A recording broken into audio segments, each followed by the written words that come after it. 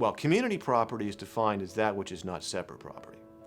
Separate property is that which you brought into the community, and I'm saying community, not marriage. So most people these days cohabitated before the wedding date and committed to each other before the wedding date.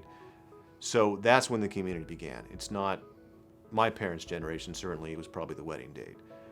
So the community began on a certain date. On that date, certainly if you're older, if you're middle-aged, you had some assets. Those assets are your separate property. The increase in value of your separate property remains separate. So, easiest example, you had a CD worth $10,000. You kept it in that CD the whole time, and now it's worth $10,500. The $500 is the increase in value, it's your separate. The other source of separate property would be a gift or inheritance. Grandma dies during the community, she bequeaths you, the family farm, that's your separate property. And it's the increase in value of that. The third source of separate property is property acquired after the day of separation. So the day of separation commonly is a date that people remember.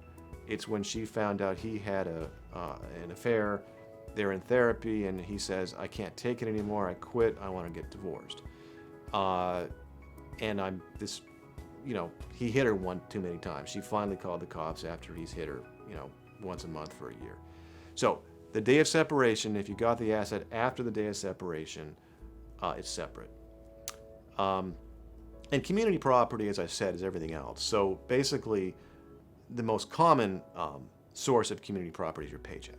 So you go to work, you suffer, you work hard, she stays home and sleeps all day and gets drunk. Doesn't matter. The paycheck is still community property.